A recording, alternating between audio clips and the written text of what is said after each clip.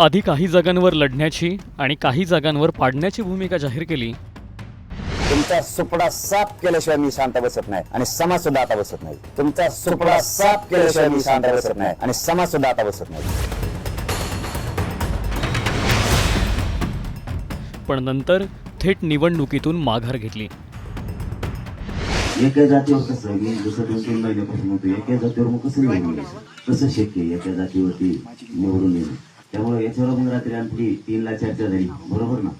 मग आपली रात्री चर्चा झाली एका जातीवर तर आपण पहिल्यापासून म्हणतात मग शक्य नाही ना लग्न आणि त्यांची यादी जर दुपारी 12-1 ला आपण कॉल फोन काढायचं रात्री नाही आत्ता नाही यादी नाही आल्यामुळं मग आता नावीला जाणं आता नुसते मतदारसंघ ठरवले त्यामुळे ठरवलेलं नावीला जाणं एका जातीवर जिंकणं शक्य आहे।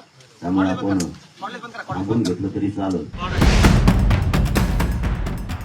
मनोज जरांगे पाटलांनी एका रात्रीतून थेट युटर्न घेतल्याची चर्चा सध्या सुरू झाली आहे। पण खरंच मनोज जरांगे पाटलांनी माघार घेतली की माघार घेणं त्यांचा मास्टर स्ट्रोक आहे? जरांगे निवडून आणण्यापेक्षा पाडण्यात का रस दाखवत आहेत? मराठ्यांची ताकद नेमकी कशात आहे? निवडणुकीतून माघार घेण्याचा जरांगेंचा खरंच गनिमी कावा आहे का? याचाच सविस्तर आढावा या व्हिडिओतून घेणार आहोत। त्यामुळे हा व्हिडिओ शेवटपर्यंत बघा आणि टाइम्स नाऊ मराठीला सबस्क्राईब करायला विसरू नका।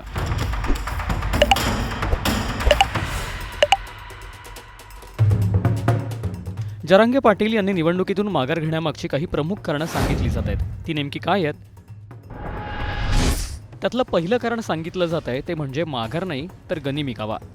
थेट लढण्यापेक्षा भूमिका घेऊन गेम करणं हे मनोज जरांगे पाटलांना अधिक सोयीचं वाटत असल्याची चर्चा सध्या रंगली आहे। लोकसभा निवडणुकीत मनोज जरांगे फॅक्टर जोरदार चालला, कारण लोकसभेत जरांगे पाटलांनी उमेदवार निवडणुकीच्या रिंगणात न उतरवता महायुतीला बॅकफूटवर नेण्याची भूमिका घेतली होती।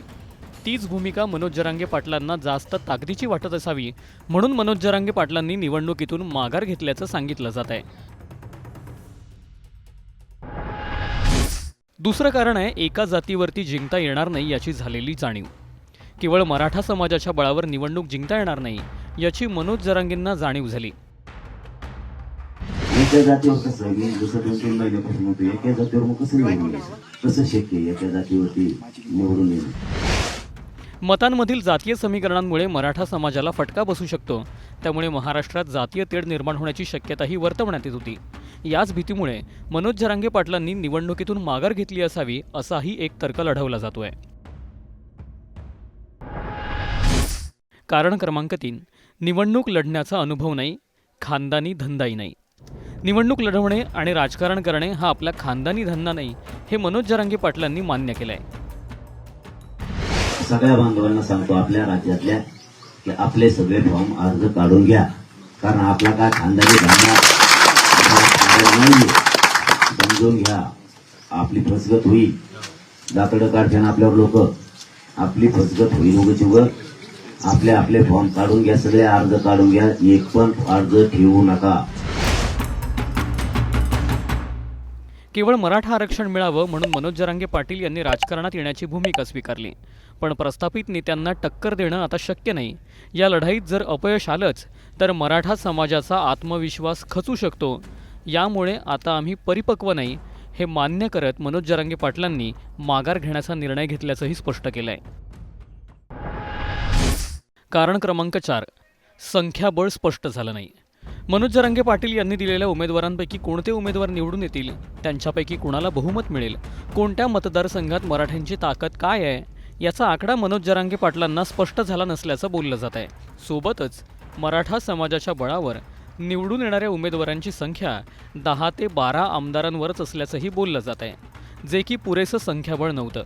या उलट जरांगे पाटलांनी उमेदवारांना पाडण्याची भूमिका घेतलीच तर त्याचा लोकसभेप्रमाणे प्रभाव पडू शकतो। म्हणून मराठा समाजाची नाचक्की टाळण्यासाठी जरांगे पाटलांनी निवडणुकीतल्या पराभवाची नाचक्की टाळण्यासाठी मनोज जरांगे पाटलांनी निवडणुकीतून माघार घेतली असल्याचंही बोललं जात आहे। कारण क्रमांक 5, मित्रपक्षांनी ऐनवेळी हात वर केले, यादी झाली नाही। विधानसभा निवडणुकीत मनोज जरांगे पाटील हे MMD म्हणजेच मराठा, मुस्लिम आणि दलित असा पॅटर्न राबवणार होते। या सगळ्यासाठी मुस्लिम धर्मगुरू सज्जाद नुमानी आणि राजरत्न आंबेडकर यांच्या भेटीही झाल्या होत्या। पण ऐनवेळी जरांगेंच्या याच मित्रांनी हात वर केल्याचं बोललं जात आहे। मित्रपक्षांच्या उमेदवारांची प्रतीक्षा जरांगेंना होती, पण ती यादी आली नाही. त्यामुळे जरांगेंनी थेट निवडणुकीतून माघार घेत एकट्या मराठा समाजाच्या बळावर उमेदवार पाडण्याची भूमिका स्वीकारल्याचं बोललं जात आहे. या 5 कारणांमुळे मनोज जरांगे पाटलांनी निवडणुकीतून माघार घेतल्याचं बोललं गेलं आहे. पण याचा थेट महाविकास आघाडीला फायदा होणार असल्याचे अंदाजही व्यक्त केले जात आहेत. नेमकं याच अंदाजाबद्दल तुम्हाला काय वाटतं? निवडणुकीतून माघार घेणं हा मनोज जरांगे पाटलांचा खरंच मास्टर स्ट्रोक आहे का? यामुळे विधानसभेत पुन्हा एकदा जरांगे फॅक्टर चालेल का? कमेंट करून नक्की सांगा.